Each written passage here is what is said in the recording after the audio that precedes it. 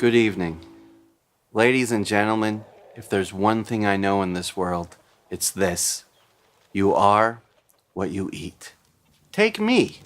I'm locally sourced, made with artisanal cheeses, organic pepperoni, and a few other things. I know what I'm made of. You know who else knows what they're made of? Barbara Kingsolver and her family. They spent a whole year growing their own food, raising their own meat, making cheese, and planning for a long winter of food storage. They lived off only what could be found locally and in season, with a few small exceptions: olive oil and coffee. They created weekly menus and shared delicious recipes like frijole mole and rhubarb crisp. Barbara Kingsolver put all this and much more into the wonderful book, Animal, Vegetable, Miracle. This book also delves into urgent and sobering issues like CAFOs, genetic modification, water crises, overconsumption, undernourishment, corporate exploitation, ecological destruction. Also, what does it mean to be detached from the process of growing food from seed to plate? I mean, it's a f***ing miracle if you think about it.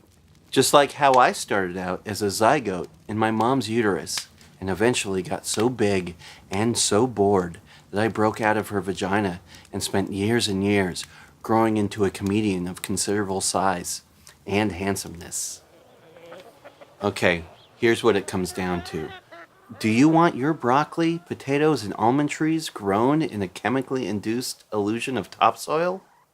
Do you or do you not want to know where your raspberry Pop-Tart came from? Because it's not what you think. Shouldn't we have the utmost concern about what goes into our earthly vessels? Life-giving foods that aren't coated with atrazine or dioxobenzophos. You would think so. I mean, I don't want to go home and eat a bunch of Hot Pockets. So how can we make things better? Use your hard-earned dollars to change the tide. Support local farmers markets. Subscribe to a CSA program. Shop at grocery stores that carry regional produce. Grow your own garden. Join a pea patch. Learn something new every growing season and teach it to others. Rekindle your relationship with the earth, with our mother. It's no joke. Food is life.